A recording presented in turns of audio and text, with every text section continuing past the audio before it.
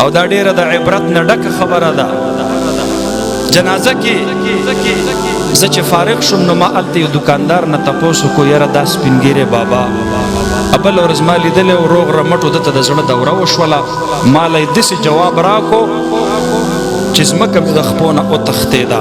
ما ته وی مفتي صاحب د زوی د لاسه ورته د زړه دوره وشوله. ما وی دا څنګه؟ ما ته وی دې سړي 40 کاله په بحرین کې مزدوري وکړله. دې کاکا دا چې وفات شو ځوانۍ کې تللی و په بوډاوالي کې راغی، په تور جامت کې تللی و په سپینه ګیره کې کور ته واپس شو. په پردو کوڅو کې هلته دیاړۍ مزدورۍ کولې. اتم او لسم چت ته به یې په دې خپلو اوږو باندې بوجونه خیجول. دله الله 7 لوڼه ورکړې وې او د 7 لوڼو د پاسه یو زوی و او د یو زوی ته د دومره خوشحالۍ کړې وې چې د هلته کله خبر شو په مسافرۍ کې نو د ټولې دیرې ملګرو له ډېر لوی پروګرام کړی و.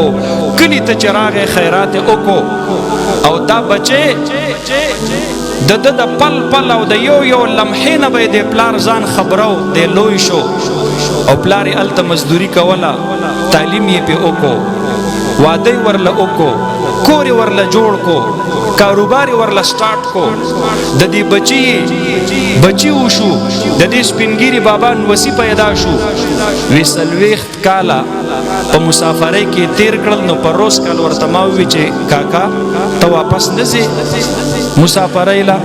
وی ده ما ته ووی چې یاره فلانکیه 40 کاله مې په مسافرۍ تیر کړل، بس دی نوره مسافري نه کوم. د خپل اولاد خواږه مې نه دي لیدلي، دا نوسي مې دي او ډېر پې مین یم. اوس چې دی رانه پاتې کېږي په دې ایرپورټ باندې ډېر زیات مې ورپسې زړه خفی. بس دې وجې نه اوس مستقل راغلی یم، نوره مسافري نه کوم او دې نوسو ته خوشحالېږم.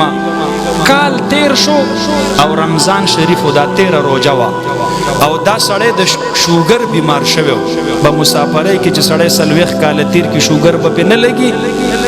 وی د روژه یې وه، رمضان میاشت ده، د غرمې ټایم دی او سخته ګرمي ده. نو چې څه د سړی د شوګر بیمار شي او څه عمر دغې حد ته ور ورسېږي او څه د سختې ګرمۍ روژه وي. وی دی ډېر په هیبت سره راووتو زما دې دکان ته. ما ورته وی فلانکیه کاکا ستا خو نن دا رنګ ډېر بدل دی، دا ولې رنګ دې تک زیړ تښتېدلی دی؟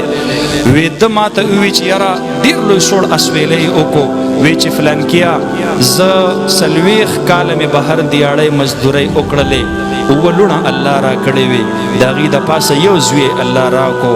ډېر په تمه باندې مې الله رب العالمین نه غوښتلی و او یو وخت به دته زه خوشحالېدلم. 40 کاله بعد چې زه کله په کور شوم ما زړه کې دا وه خپل مونځ به کوم، تبلیغ به کوم، تلاوت به کوم او دې نوسو ته به ګورم، په دې به خوشحالېږم. هغه د ځوانۍ هغه سختې به د بوډاوالي په دې راحت باندې بدلې کړمه. خو وی دا یو کال وشو، په دې کال کې داسې ورځ نه ده تېره شوې چې د خپل سکه زوی زه په کنځلو د کور نه یم وباسلی. زه چې کور ته ماښام راشم وی دې په وره کې ما ته وایي چې سپی خو بیا زمونږ کره را دن نه شو. فلانکیه اوس خو د روژې په خوله یم او د یو کال دومره تنګ کړم د دې خپل زوی سره د ده د بد اخلاقۍ د وجې نه.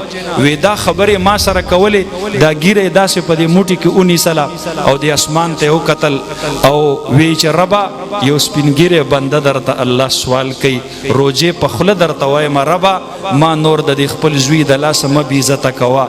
الله زه خو 40 کاله په پردو کوڅو کې مې دیاړۍ کړي دي او پردو خلکو نه یم بېعزته کړی. دا کوم کنزل چې دی ماته کوي دا خو ما د بل چا نه نه دي اورېدلي. او دا دعا یې وغوښتله او روژه په خوله، وچې شونډې، وچه ژبه، سپینګیری پلار، یو اسویلی یې وکړو، په شا باندې ورتاو شو، د زړه دوره ورته راغله، بېهوشه شو او بس هم په هغه بېهوشۍ کې روژه په خوله الله له ګیله من لاړ شو. ځوانانو وروڼو خپل پلاران مه خفه کوئ، دا تاسو ته ناست دي، دې ته ترخه خبره مه کوئ، دا ستاسو د یوې خوږې خبرې منتظر دي. په یوه خوږه خبره د پلار زړه خوشحالیږي او په یوه ترخه خبره باندې د پلار زړه خفه کیږي. د دې وجې نه خو قرآن کې الله فرمایي وقل لهما قولا کریما، مور او پلار سره خوږې خبرې کوئ، د عزت په انداز کې ورسره خبرې کوئ.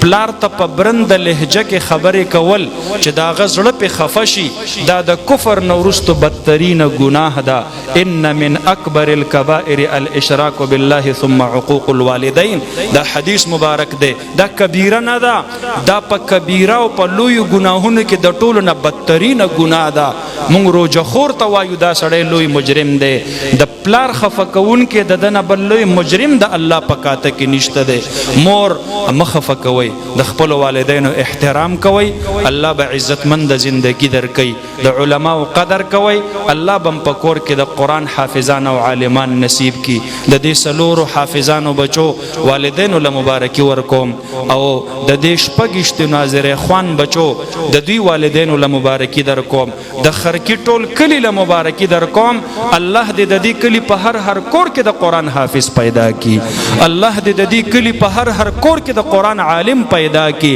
علماء سره مینه شروع کوي الله به مو په خپل کور کې عالمان نصیب کی علماء سره نفرت مکوي ورنه د خپل کور دین او علم بدرنه الله رب العالمین سلب کی